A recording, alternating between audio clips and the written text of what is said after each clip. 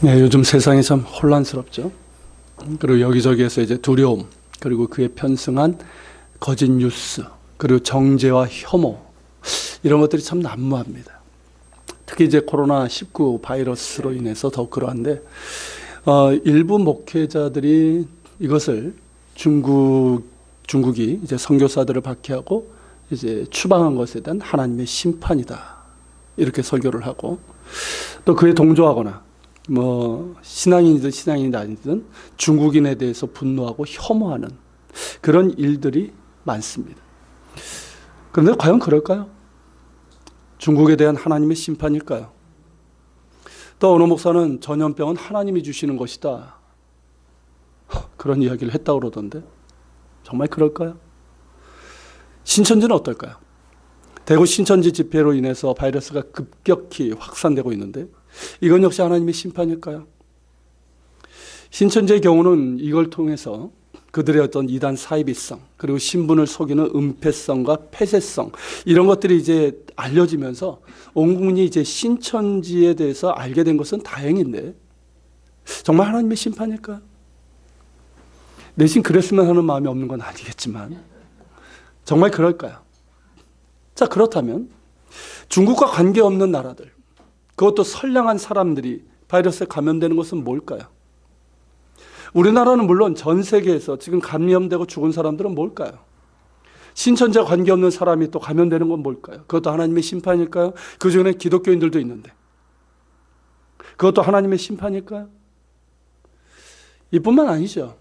몇 해 전에 세월호 침몰 때 지금 세습무리를 일으키고 있는 어느 대형교회 목사가 이 나라가 죄를 지어서 심판하신 건데 어른들이 아니라 아이들을 심판하셨다, 이런 말을 해서 아주 지탄을 받은 적이 있습니다. 정말 하나님이 심판하신 걸까요? 이런 예들이 참 많습니다. 어떤 질병이나 사고나 재앙을 당하면 마치 죄에 대한 어떤 심판이나 저주를 받은 것으로 생각을 하고, 반대로 건강하고 부자되고 성공하면 뭐라고 합니까? 축복이라고 생각을 합니다. 그러다 보니까 교회 내에서도요, 그런 일들이 일어나요. 가끔씩 목사나 선교사, 본인이나 혹은 가족이 어떤 사고나 병으로 인해서 잘못되는 경우가 있단 말이죠.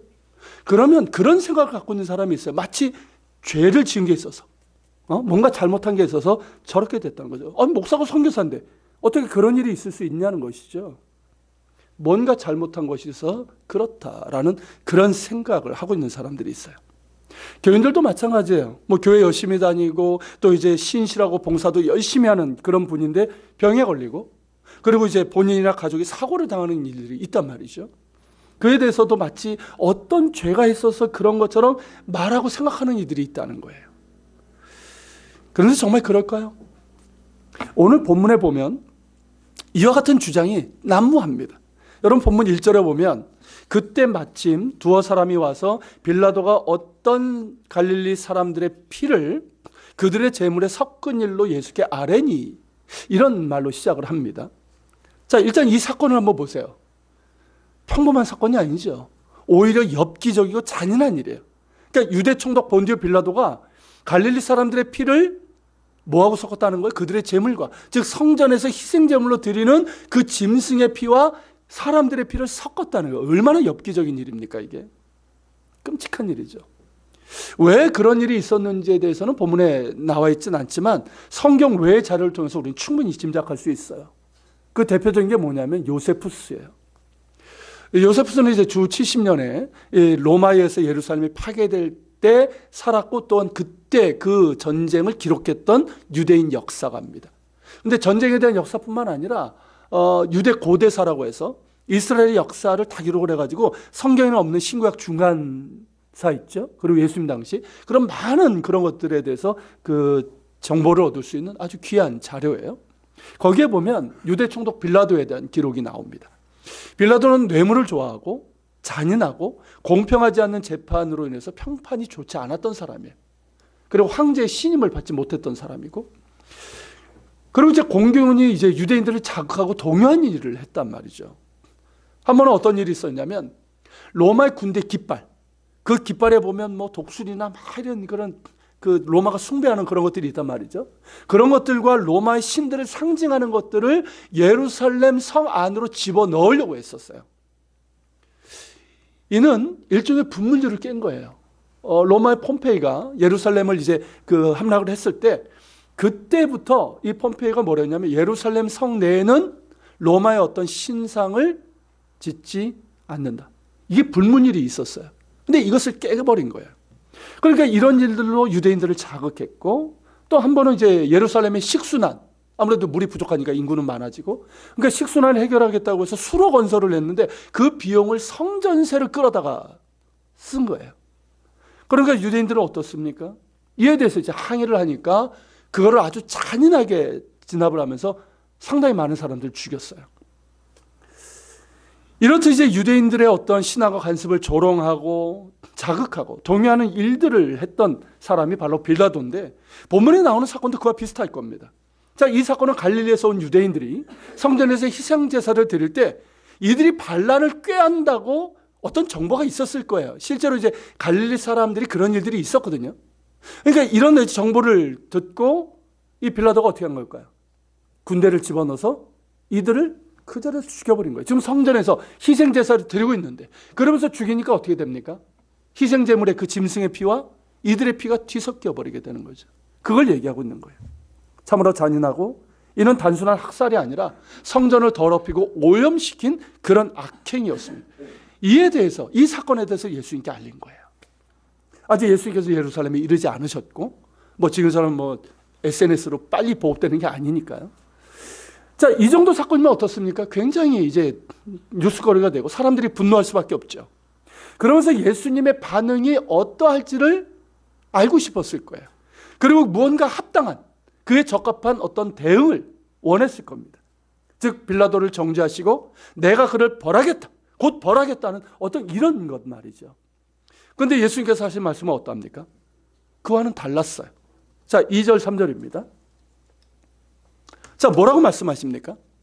자, 너희는 이 갈릴리 사람들이 이같이 해받음으로 다른 모든 갈릴리 사람보다 죄가 더 있는 줄 아느냐?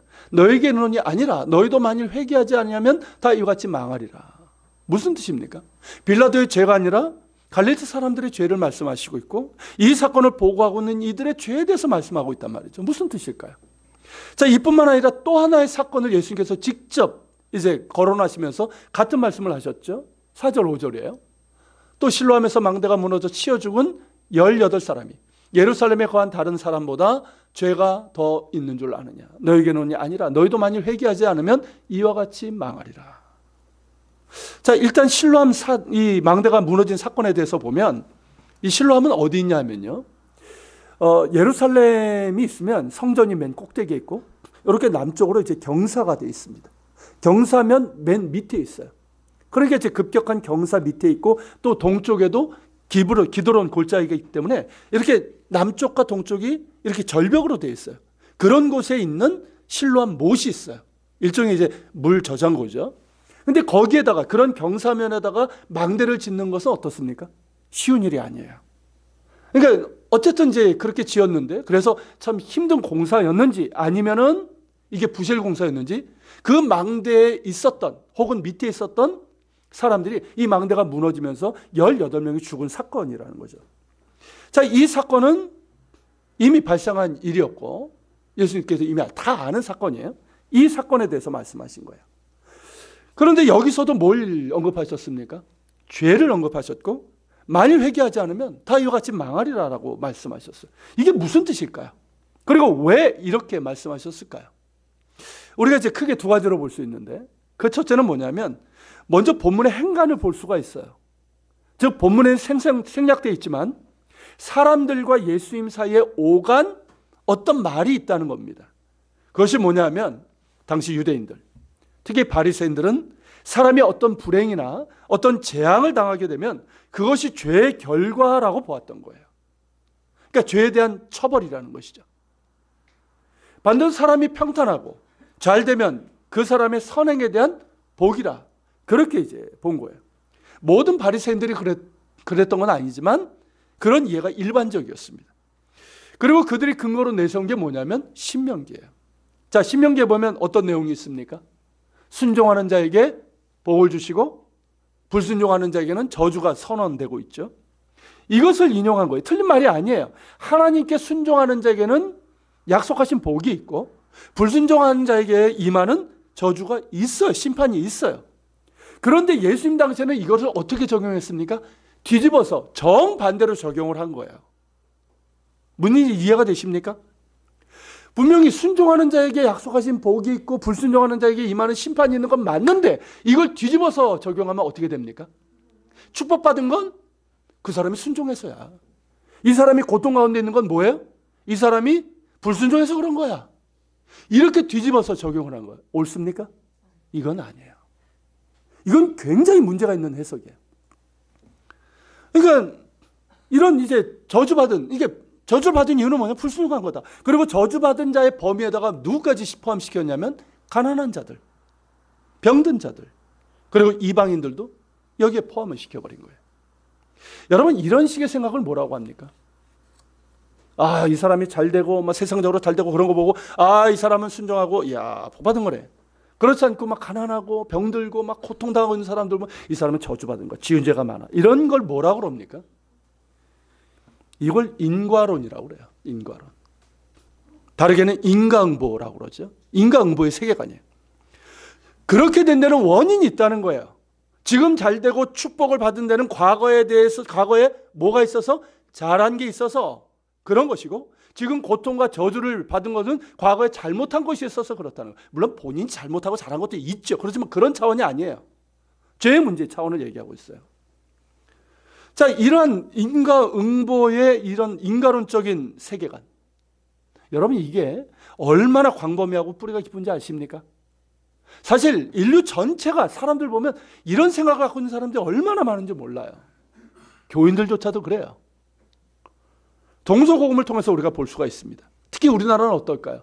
이 불교의 윤회 사상에 연결이 되어가지고 더욱 그러합니다. 자, 지금의 상태는 뭐예요? 전생의 업보. 전생의 업보예요. 불교의 어떤 세계관을 따지면. 그리고 다음 생에서 어떤 모습으로 환생하느냐도 뭐에 달려 있습니까? 이 생에서 어떤 공덕을 쌓느냐. 여기에 결정되는 사상인데 이게 아주 전형적인 인과응보의 인과론적인 세계관이에요. 이에 따르면 사람으로 태어난 것도 뭡니까? 전생의 업보예요. 그에 따르면 여러분들은 꽤 괜찮게 사신 거예요. 짐승으로 태어나지 않았으니까. 그리고 이 생에서 부자 되고 성공하고 출세하고 무변상 선거 전생의 업보 때문이에요. 전생에서 아주 선행을 많이 하고 공덕을 잘 쌓은 거예요. 반대로 가난하고 실패하고 병들고 사고 등으로 단명하는 것은 뭡니까? 전생에 지은 죄가 많고 공덕을 쌓지 못한 결과라는 거예요. 그래서 우리나라 사람들 특히 나이 드신 분들이 자주 하는 말이 뭡니까? 뭔가 잘못되면 자식이 잘못되고 이러면 전생에 지은 죄가 많아서. 그런 얘기 안 들어보셨어요? 할머니도 나이 드신 분들 보세요. 그런 얘기 많이 해요. 아이고 전생에 지은 죄가 많아서. 그리고 팔자라는 말하고. 그게 업보에 따른 정해진 거다 이 뜻이에요. 사람들은 본래 인과론적인 사고에 익숙한데 이 불교의 윤회론적인 인과응보까지 겹쳐가지고 우리나라 사람들에게는 이 인과론적인 사고가 더욱 강합니다. 그러다 보니까 무슨 사고나 질병이나 재앙을 당하면 액이 끈 것이고 그리고 저주받은 것으로 생각하고 그 반대이면 이제 복을 받은 것이라고 생각을 해요. 교인들 가운데서도 이런 사고에서 아직도 벗어나지 못한 분들이 많아요. 심지어 목사들조차도 그런 사람들이 있어요.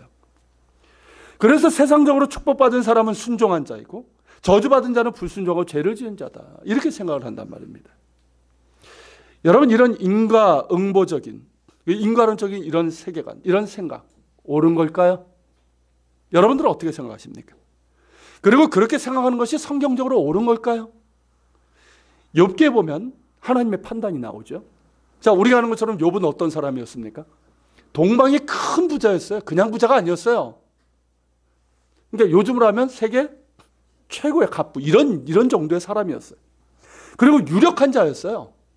굉장히 어떤 그 사람의 영향력도 굉장히 컸고 유력한 사람이었고 여러 자녀들도 정말 유복한 사람, 뭐 부러울 것이 하나도 없는 그런 사람이었단 말이죠. 근데 하루아침에 어떻게 됩니까? 자녀들 다 잃죠. 재산도 다 잃죠.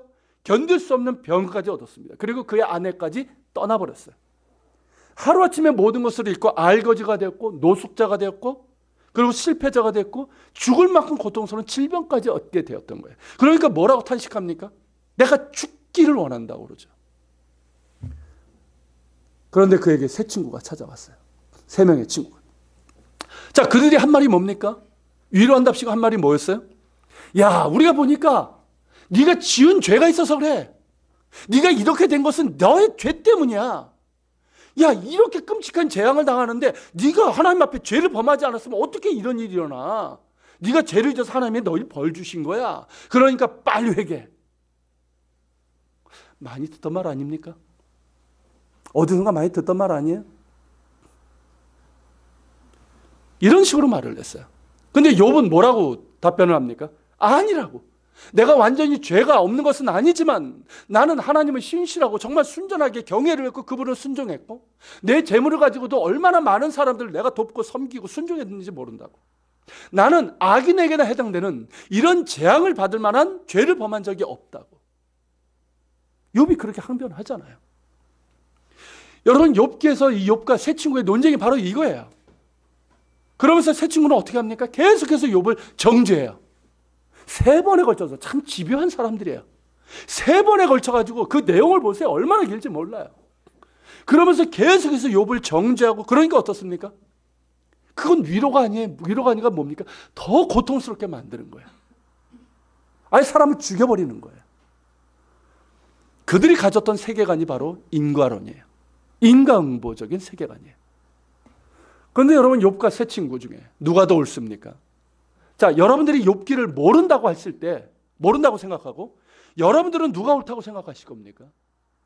사실 우리의 생각과 판단은 새 친구와 비슷합니다. 잘 생각해 보세요. 우리 안에 그게 있어요. 그렇게 된 데는 원인이 있다는 거죠. 뭔가 잘못된 것이고 큰 재앙과 사고를 당하면 그건 지은 죄가 있어서 이런 식으로 생각한단 말이죠. 그러면서 뭘 끌어들여요? 슬며시 하나님의 심판을 끌어들이는 거예요. 그렇다면 하나님의 판단은 어떨까요? 욥과 세 친구 중에 누가 더 옳다고, 누가 옳다고 하셨습니까? 욥이에요. 세 친구들, 너희들은 잘못된 판단을 했다고 하나님께서 책망을 하셨어요. 여러분, 하나님께서 욥기를 통해서 우리에게 말씀하신 바가 뭡니까? 우리에게 익숙한 인과응보적인 인과론으로 고난을 쉽게 단정지을 수 없다는 것이에요. 그리고 하나님을 경건하게 믿으면서 순종하는 의인이 받는 고난도 있다는 것이에요. 그러니까 축복받은 자는 순종한 자이고 저주받은 자는 불순종하라는 이런 단순한 사고로 판단해서는 안 된다는 것이고, 어떤 질병이나 사고나 재앙을 하나님의 심판으로 함부로 말해서는 안 된다는 거예요.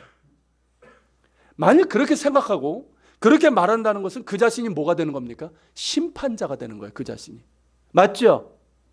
내가 심판자가 돼서 내가 판단하는 거야. 아, 저 사람은 뭐예요? 죄가 있어서 그렇게 된 거야. 하나님이 저주를 내리신 거야. 심판하신 거야. 이러면서 자기가 심판자의 설이 있는 거예요. 여러분, 심판자는 누굽니까? 하나님이셔요. 우리가 아니에요. 하나님이십니다. 하나님만이 우리의 심판자가 되시고, 하나님의 심판은 우리가 생각하는 것처럼 그렇게 단순하질 않아요. 만약에 하나님께서 우리가 잘못할 때마다 하나님께서 심판하신다 그러면 우리 가운데 이 자리에 설 수 있는 사람이 있을까요? 저도 그렇고 여러분들도 그렇고요. 내일 만날 수 있을지 몰라요. 하나님 그런 분이 아니에요. 그렇게 단순하고 어떤 이원론적이지도 않고요. 인과응보적인 어떤 인과론의 지배를 받는 분이 아니에요. 여러분, 요한복음 9장에서도 우리가 확인할 수 있는데, 자, 나면서부터 보지 못한 시각장애자가 나옵니다. 자, 제자들이 뭐라고 묻습니까? 이 사람이 나면서부터 눈이 멀게 된 것, 시각장애자가 된 것은 누구의 죄 때문입니까?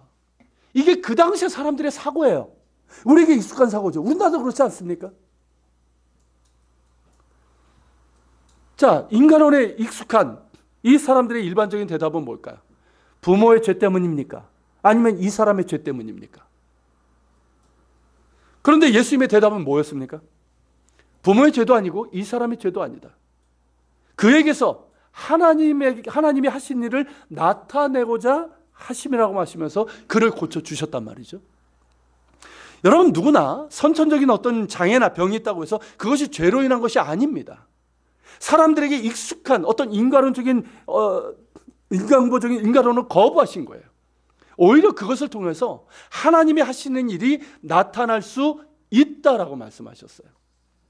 여러분, 이것을 최근에 잘 보여준 사람이 있어요. 뭐 여러 사람이 있겠지만 닉 부이치치일 거예요. 아시죠? 닉 부이치치.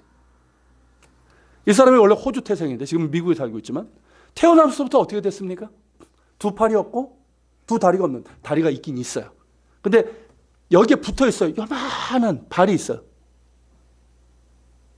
그렇게 태어난 사람이에요. 자, 그를 보는 사람들은 어떻게 봤을까요? 불쾌하게 봐요. 혐오합니다. 그리고 불쌍하게 보기도 하고 그의 부모나 그의 죄 때문에 그렇게 된 거라 그렇게 수군거리는 사람들이 많았어요. 자, 닉 부이치치도 뭐 어렸을 때는 잘 못지만 이제 청소년기가 되니까 어떻습니까?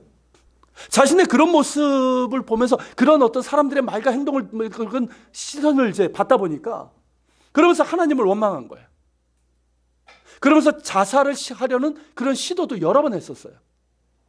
그런 그가 예수님을 만났어요. 만나고 나니까 눈이 열리는 거예요. 자신이 이렇게 태어난 것은 하나님의 저주 때문도 아니고 죄 때문도 아니고 오히려 하나님이 하신 일이 나타내고자 하심을 깨닫게 된 거예요. 이 말은 뭐냐면 하나님이 그리하셨다는 것이 아니에요. 여러분, 어떤 이유에서든 선천적인 어떤 기형이나 장애가 생길 수 있습니다. 맞죠? 유전적인 어떤 문제든 어떤 환경적인 문제든 그런 문제가 생길 수 있어요. 누구에게도 그건 예외가 아니에요. 또 어떤 질병이나 사고나 재앙도 마찬가지입니다. 어떤 특정 사람들에게만 이런 사고나 재앙이 생길까요? 여러분들은 예외가 될까요? 아니에요. 누구도 예외는 없어요. 불특정이에요. 누구에게도 생길 수 있어요. 나에게도 생길 수 있습니다. 나라고 예외입니까? 우리 그런 생각을 해요. 나는 예외인 것처럼. 아니에요. 나도 예외 아니에요. 그러길 바라지만 우리의 바람대로 되지 않는 것이 현실이에요. 닉 부이치치가 그걸 깨달은 거예요. 자신이 이런 몸으로 태어난 것은 하나님의 탓이 아니에요. 부모의 탓도 아니에요. 어떤 문제로 이렇게 된 것이지만 더 이상 남을 탓하지 않고 원망하지 않게 되었어요. 자신을 있는 그대로 받아들이기 시작한 거예요. 그렇게 된다는 이유는 뭡니까? 예수님이 그렇게 보시는 거예요. 나를. 사람들의 시선이 아니라 나의 어떤 외형을 보고 어떤 판단하고 정죄하는 것이 아니라 나의 있는 모습 그대로를 그대로 보시면서 나를 사랑하시는 거예요. 나를 귀하게 하시는 거예요. 그 예수님을 만났어요. 그러고 나니까 자신도 있는 모습 그대로 자신을 받아들이게 된 거예요. 사랑하게 된 거예요. 예수님을 만나고 나서 닉 부이치치가 완전히 변화됐어요. 그러면서 이 사람이 전 세계를 다니면서 뭐합니까? 우리나라에도 왔었죠. 이 사람이 뭘 전합니까? 가난과 질병과 고통과 상처 가운데서 비관하고 절망하는 이들, 그들을 위로하고 용기를 주면서 그가 만난 예수님을 전하고 있단 말이죠. 그런 복음 던져다가 되었어요. 그리고 결혼도 해서 아이 둘을 가진 그런 행복한 가정을 이루고 있어요. 닉이 그럽니다. 나는 세상에서 가장 행복한 사람이라고 그렇게 말하고 있어요. 여러분, 이것이 복음 아닙니까? 이것이 복음이에요.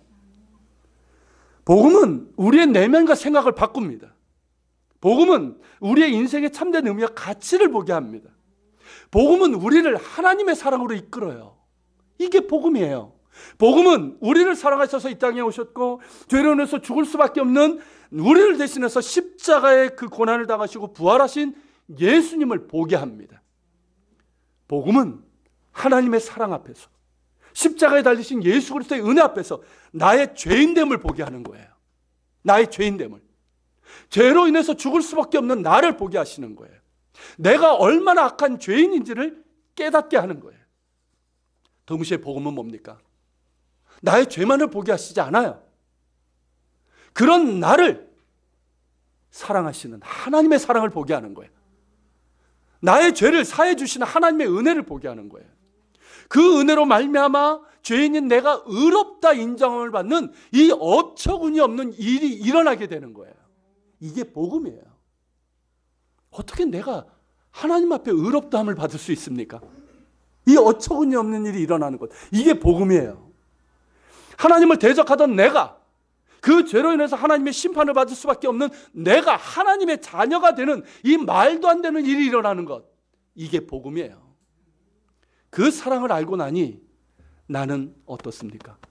사랑받는 자인 것이 분명합니다. 할렐루야. 나는 사랑받는 자예요. 내가 신체적으로 장애를 갖고 있던, 내가 가난하고 질병 가운데 있자 할지라도 나는 여전히 사랑받는 자입니다. 때로 내가 실패하고 심지어 뜻하지 않는 사고나 재앙 가운데 있을지라도 나는 여전히 사랑받는 자예요. 하나님의 사랑 안에서 나의 가치를 보게 되고 인생을 보게 되는 거예요. 그러면서 죽음 이후에 영원한 하나님 나라를 보게 되는 거예요. 그 사랑이 나를 치유하고 변화시키고 새롭게 하고 나의 눈을 열어서 내 생각과 판단을 바꿉니다. 그런 까닭에 더 이상 인과응보적인 인간론에 묶이지 않게 되는 거예요. 이게 자유함이에요, 여러분. 예수님의 말씀처럼 가난은 저주가 아니에요. 오히려 가난한 자가 복이 있어요. 이것을 깨닫게 되는 거예요. 의를 위하여 핍박받고 고난당함이 복이라는 것. 여러분, 핍박받고 이런 어떤 그런 것 재앙이라고 생각하는데 오히려 이것이 복이라는 것도 알게 되는 거예요. 무엇이 정말 가치 있는 것인지를 알게 해주는 거예요. 사도 바울이 고백한 것처럼 내 육체의 가시, 뭔지 아시죠? 내 육체의 가시가 오히려 주님께서 주시는 은혜임을 알게 되는 거예요. 나는 여전히 사랑받는 자이고 행복한 사람입니다. 다른 사람에 대해서도 함부로 판단하고 정죄하지 않습니다. 어떻게 함부로 판단하고 정죄합니까? 그건 내가 그 사람보다 의롭다고 생각하는 교만이에요.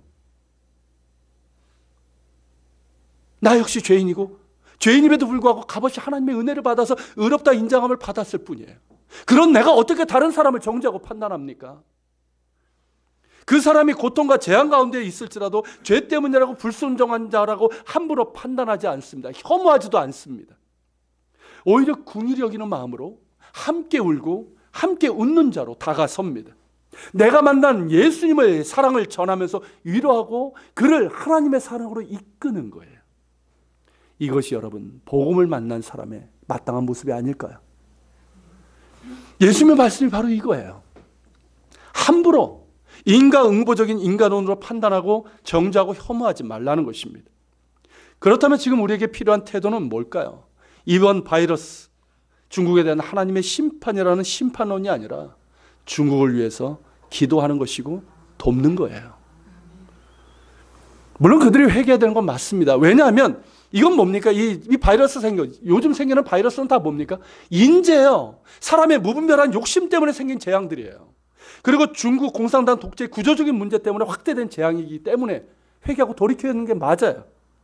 그리고 이 사태를 통해서 중국이 보다 사람의 가치를 귀하게 여기는, 아무래도 공산주의적인 어떤 유물론적인 사회관을, 그런 세계관을 갖다 보니까 사람의 가치를 그렇게 존중하지 않아요.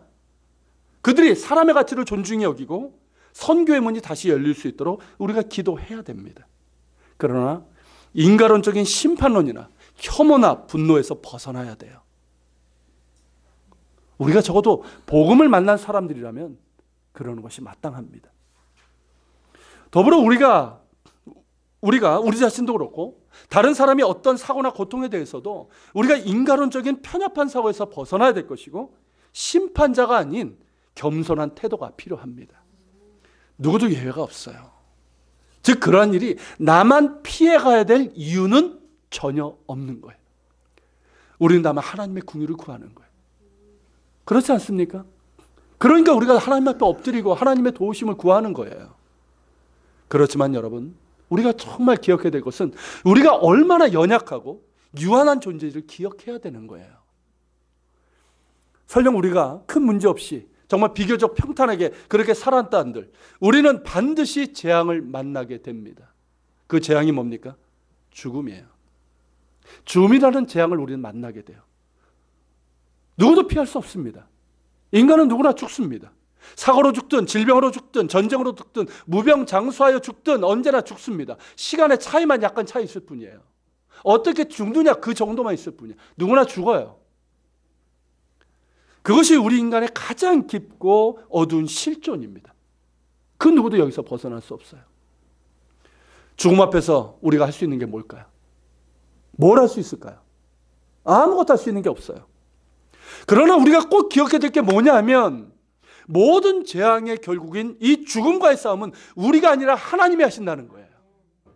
우리는 아무리 노력해도 이 죽음과의 싸움에서 승리할 수 없습니다. 이미 진 싸움이에요. 뭐 건강식품을 아무리 많이 먹고 건강관리 잘하고 어떤 의료기술이 지금 발달해가지고 그 도움을 받아서 우리가 받는다 할지라도 뭡니까? 그건 약간의 시간을 연장하는 것 뿐이에요. 반드시 죽어요. 그 죽음을 이길 수 없어요.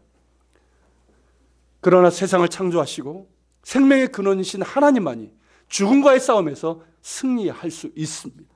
이미 승리하셨습니다. 예수 그리스도를 통해서 승리하셨고 예수 그리스도 안에서 우리에게 승리를 주십니다. 할렐루야. 여러분, 하나님만이 승리자예요. 예수님 안에 승리가 있습니다. 우리가 그분을 믿기에 죽음으로부터의 승리가 우리에게 담보되어 있는 거예요. 여러분, 이것이 복음이에요. 복음 안에 있는 자는 인생과 죽음 앞에 겸손하지만 죽음을 막연히 두려워하지 않습니다. 죽음을 넘어서 승리를 바라보며 영원한 하나님 나라를 바라봅니다. 이 복음이 여러분들에게 분명할 수 있기를 바랍니다. 예수님의 말씀에는 이러한 경고가 담겨 있는 거예요.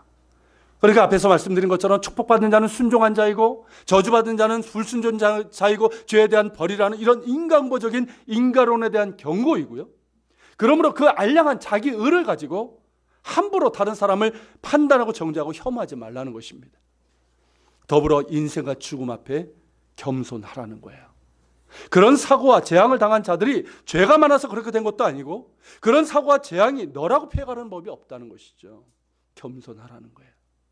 겸손할 때 하나님의 긍휼도 구할 수 있는 것 아닙니까? 그리고 궁극적으로 죽음이라는 재앙을 만날 수밖에 없지만 그 죽음에서 승리하시고 우리에게 승리를 주시는 분이 바로 예수님이심을 보여주고 있습니다. 그러면서 하신 말씀이 뭡니까, 여러분? 회개하라는 거예요. 회개하라. 회개하고 돌이키고 열매를 맺으라는 거예요.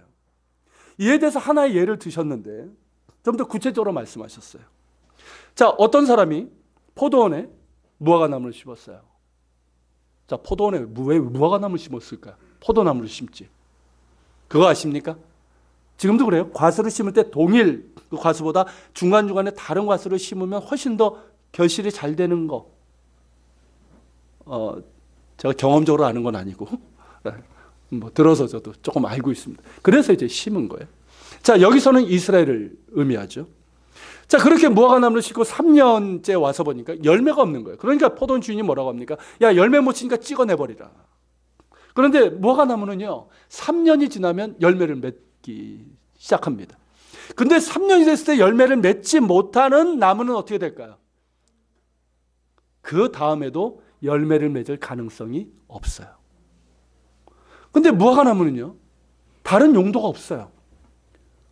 이게 나무가 이렇게 뭐 형태도 그렇고 재질도 좋지 않기 때문에 목재로서도 적합하지 않고요. 유일한 용도가 열매예요. 무화과 열매. 그렇지 않으면 뭘까요? 빨리 찍어버려가지고 열매 맺으면 빨리 찍어가지고 말려가지고 땔감으로 쓰는 게 가장 좋은 방법이에요. 자, 그런데 포도원 이 지기는 뭐라고 합니까? 주인에게 1년의 유예를 더 달라. 내가 둘레를 두릅하고 걸음을 줄 테니까 1년의 여유를 더 주시고 그때 1년 후에 다시 오셔서 보셔서 그때도 열매가 없으면 그때 찍어버리게 하시라. 여러분, 이상이 비유의 내용인데 이는 이제 이스라엘에 대한 비유죠. 하나님께서 하나님의 포도원에 이제 심으셨지만 열매 맺지 못하는 이스라엘에 대한 말씀이에요. 그렇다면 예수님께서 말씀하셨고 또 기대하신 열매는 뭘까요? 즉 이스라엘이 맺었어야 될 열매, 그리고 우리에게도 마찬가지예요. 우리가 맺어야 될 열매는 뭘까요? 뭐라고 생각하십니까, 여러분? 우리 역시 하나님께서 기대하시는 열매가 있어요. 맺어야 되는 열매 뭘까요, 여러분? 뭐 어떤 신앙의 열매, 인격의 열매, 어떤 뭐 삶의 열매, 이런 것들을 생각하실 건데요. 그런데 잘 생각해 보면 우리가 맺어야 될 열매는 딱 하나예요. 뭘까요? 믿음이에요. 믿음. 믿음이에요. 믿음의 열매예요. 어떤 믿음입니까? 예수 제대로 믿는 믿음이에요. 예수 제대로 믿는 믿음. 이 열매를 맺어야 됩니다. 당시 이스라엘의 문제가 뭐였습니까? 하나님을 믿는다고 하지만 정작 믿음의 열매가 없었다는 거예요. 입만 무성한 그런 무화과 나무처럼 입만 열면 하나님이고 성경인데 정작 어떻게 그리고 종교적인 열심은 얼마나 많았습니까? 그런데 불구하고 정작 하나님을 향한 바른 믿음이 없었다는 거예요. 그들에게 하시는 말씀이에요. 돌이키라. 회개하여 돌이키라는 거예요. 만일 회개하지 않으면 다 이와 같이 망하리라 경고하신 거예요. 실제로 어떻게 됩니까? 그들 소수를 제외하고는 돌이키지 않았고 결국 주 70년에 로마에 의해서 예루살렘이 처참하게 망하고 맙니다. 지금 우리는 어떠합니까? 지금 한국교회를 보면 과연 예수 제대로 믿고 있는 것인가 하는 생각을 하게 됩니다. 물론 다는 아니지만 그런 생각을 떨칠 수가 없어요. 목사도 그렇고 장로, 권사, 집사도 그렇고 예수 제대로 믿고 있다면 과연 이렇게 할 수 있나? 이런 지경에 이를 수 있나 하는 생각이 듭니다. 예수 제대로 믿고 있다면 오직 예수를 침튀기듯이 말하던 자가 어찌 자기 아들에게 교회를 세습할 수 있겠으며, 또 예수 제대로 믿고 있다면 하기를 속이고 온갖 거짓과 불법을 행할 수 있겠으며, 설령 그렇다 할지라도 그것이 드러났을 때는 회개하고 물러나는 것이 상식입니다. 그게 예수 믿는다고 한다면, 예수 제대로 믿고 있다면 어찌 광장에 나가서 그런 험악한 말들, 신성 모독적인 말들을 쏟아낼 수가 있겠습니까? 이뿐일까요? 우리가 예수 제대로 믿고 있다면 과연 한국교회는 어떠할 것이며 지금 이 땅은 어떠할까요? 여러분들은 어떠하십니까? 예수 제대로 믿고 있습니까? 정말 예수 제대로 믿고 있습니까? 그저 예수 천당, 불신 지옥 이런 수준에 머물러 있는 것 아닙니까? 내가 원하는 것을 얻기 위해서 예수님이 필요한 그런 수준에 머물고 있는 건 아닙니까? 자기를 부인하고 자기 십자가를 지고 예수님을 따르는 것이 여전히 부담스럽고 예수님이 깔아주는 꽃길만 걷고 싶은, 요즘 세상이 그렇지 않습니까? 꽃길만 걸으시라고. 자기를 부인하고 자기 십자가 지고 예수님 따르는 그런 것들은 싫고 예수님이 깔아주는 꽃길만 걷고 싶은 그런 믿음에 머물러 있는 것은 아닙니까? 우리가 예수 제대로 믿고 있다면 우리의 생각과 가치관은 어떠합니까? 무엇을 가장 귀하게 여기고 있고 또 무엇을 위해서 살고 있습니까? 여러분의 생각과 가치관 안에 예수님이 계십니까? 우리가 예수 제대로 믿고 있다면 우리의 내면과 인격과 말은 또한 어떠합니까? 태도의 행동은 또한 어떠합니까? 여러분들의 인격과 내면과 말과 행동 가운데 예수님이 드러나고 있습니까? 예수 제대로 믿고 있다는 증거랄까? 그런 것들이 나타나고 있습니까? 결국 우리가 맺어야 될 열매는 믿음이에요. 예수 제대로 믿는 믿음이에요. 그저 교회에 그냥 다니는 것 이런 차원이 아니라, 나 교회 다니니까 예수 믿어 이게 아니라, 그저 막연한 어떤 신, 내가 원하는 어떤 신을 믿는 것이 아니라 우리에게 오셨고 보여주셨고 또한 가르쳐주신 우리 주 예수 그리스도를 제대로 믿는 이 믿음이에요. 여러분, 제대로 믿을 때 변화가 가능합니다. 복음은 우리를 변화시켜요. 우리가 제대로 믿으면 우리 안에 변화가 일어날 수밖에 없어요. 우리가 제대로 믿지 않으니까 변하지 않는 거예요. 여전히 내가 원하는 예수를 찾고 있고 그러고 있으니까 우리 안에 어떤 변화가 일어나질 않아요. 그러니까 어떻게 합니까? 변화된 사람처럼 보여야 되죠. 그러니까 경건의 모양만 씌우는 거예요. 알맹이는 없고. 지난주에 말씀드린 것처럼 그게 위선이에요. 우리에게 너무나도 쉽게 나타날 수 있는 모습이에요. 여러분, 변화되고 싶습니까? 제대로 믿으십시오. 정말 예수 제대로 믿읍시다, 여러분. 오늘날 우리 사회를 보면서, 세계를 이렇게 보면서 저는 그런 생각해요. 정말 예수 제대로 믿어야 될 때다. 정말 예수 제대로 믿는 게 또한 무엇인가를 우리가 정말 제대로 알고 정말 예수 제대로 믿어야 돼요.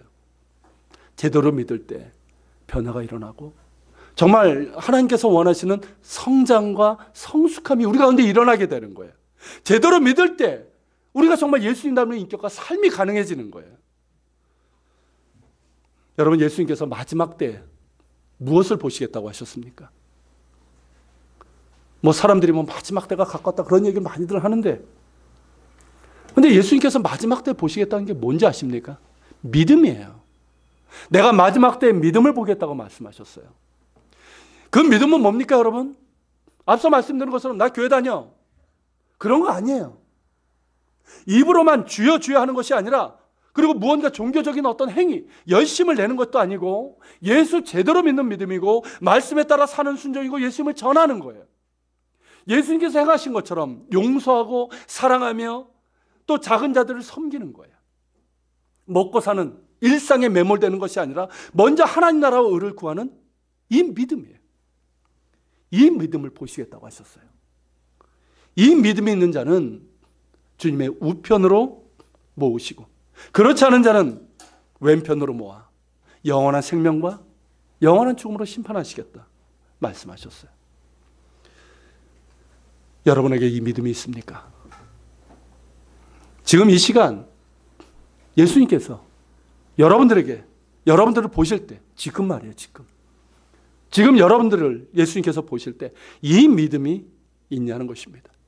이 믿음이 있어서 나의 우편에 있으라 하실 수 있냐는 거예요. 여러분들 신앙의 연수가 다른 것은 압니다. 그러나 중요한 것은 신앙의 연수가 아니라 예수님께로 향하고 점점 더 예수님께로 몰입되는 신앙의 정진이 있는가 하는 거예요.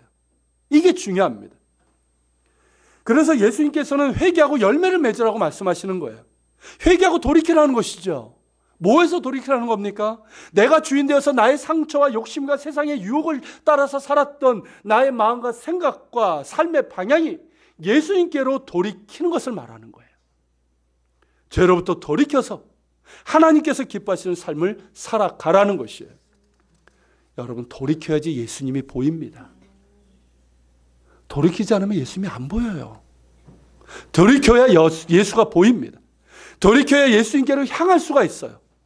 돌이켜야지만 예수님께로 점점 더 몰입해서 나아갈 수 있고 예수님이 기대하시는 열매를 맺을 수 있습니다.